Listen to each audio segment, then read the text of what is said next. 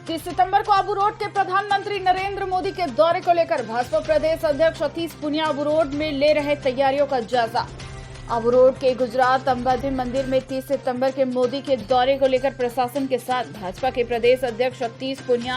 Abu road के दौरे पर रहे, जहां पर पूनिया ने आबू रोड की मानपुर हवाई पट्टी पर निरीक्षण करके सिरोही प्रशासन व कार्यकर्ताओं को मोदी के आने की तैयारियों को लेकर जायजा लिया। वहीं अधिकारियों व कार्यकर्ताओं को प्रशासन की व्यवस्थाओं के बारे में मार्गदर्शन भी किया।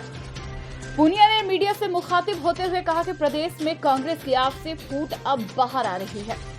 और वहीं इस फूट का खामियाजा आम जनता को भुगतना पड़ रहा है।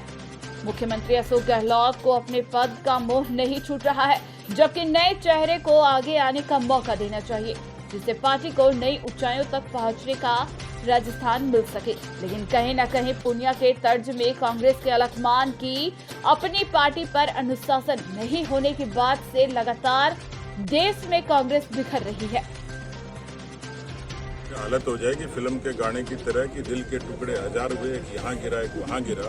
अभी तो शुरुआत है, थोड़े दिन बाद सर्फ के विज्ञापन जैसी हो जाएगी कि ढूंढते रह जाओगे। सर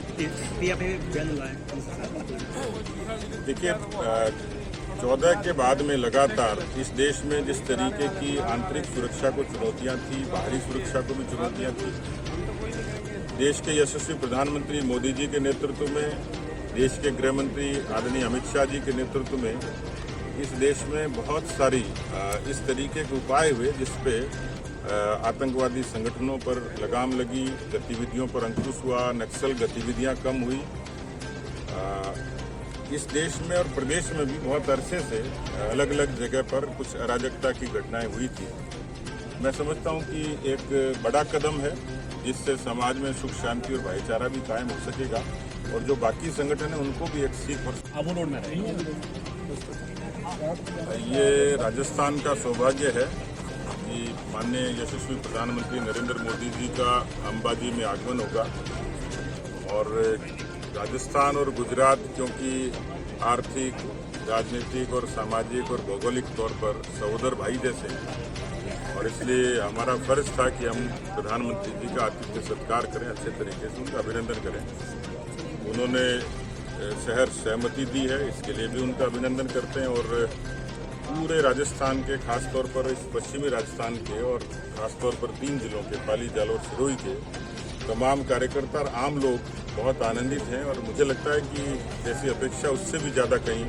प्रधानमंत्री जी का अभिभूत करने वाला अभिनंदन होगा। आज मैंने तैयारियों का जायजा लिया है, हर पक्ष को देखा है, पार्टी की यहाँ की इकाई बहुत परिश्रम के साथ इस आयोजन को सफल बनाने में जुटी है। जो बाकी जो सरकारी विभाग हैं, सुरक्षा एजेंसियां हैं, वो अपना काम कर रही हैं, हमारे पार्टी के कार्यकर्ता पूरा उनका सहयोग कर रहे हैं। मुझे लगता है कि ऐसे मौके पर जब नवरात्रि है और पूरे देश में उत्साह उल्लास का वातावरण है, ऐसे अवसर पर प्रधानमंत्री जी का आगमन राजस्थान के पार्टी के कार्यकर्ताओं को राजस्थान की है। अपराध में हर 12 किलोमीटर पर एक अफसर और अधिकारी और कर्मचारी ट्रैप होता है। पूरे प्रदेश में जिस तरीके की अराजकता है, मैं मानता हूं कि बेरोजगारी खासतौर पर नौजवानों के बीच में 32% होना, कुल मिलाकर पिछले 4 वर्षों में विरासत में राजस्थान की कांग्रेस पार्टी ने 4.5 लाख करोड़ से भी ज्यादा का कर्जा दिया, अराजकता दी, ध्वस्त कानून व्यवस्था दी, बेरोजगारी दी, किसानों को ठगा, महिलाओं के प्रति अत्याचारों के प्रति वो संवेदनहीन रहे। तो राजस्थान की सरकार की वानगी है कि उनकी जो स्थिति थी वो सबके सामने आ गई। तो मुझे लगता है कि 2023 ये कांग्रेस के लिए आखिरी वर्ष होगा जब विचार से, व्यवहार से राजस्थान से उनकी विदाई तय होगी। बड़ी आशास्पद सी बात है कि कोई खुद गिरना चाहे तो हमने उसको बचाने का ठेका लिया ही नहीं है। उनके गोडे टूटे हैं, हाथ टूटे हैं, पैर टूटे हैं, क्योंकि हमने तो नहीं कहा इस्तीफा दे दो, हमने तो नहीं कहा ये पाखंड करो, हमने तो नहीं कहा कि अपने डिप्टी चीफ मिनिस्टर को और पीसीसी चीफ को बर्खास्त करो। ये जो सारा सियासी पाखंड है, ये कांग्रेस का खुद का रचा बसा पाखंड है। कांग्रेस मुझे लगता है नीति और व्यवहार से भी नकार दी गई, संगठन उनका कमजोर हो गया और नेहरू गांधी खानदान की जो उनकी मजबूरी है वो पकड़ भी उनकी कमजोर होगी, उनका आलाकमान कमजोर है, उनकी नीति और नीयत कमजोर है। हमारी फिक्र हमारे आरोप पर नहीं, हमारी फिक्र है कि राजस्थान के जिन किसानों को 2018 में कर्जा माफी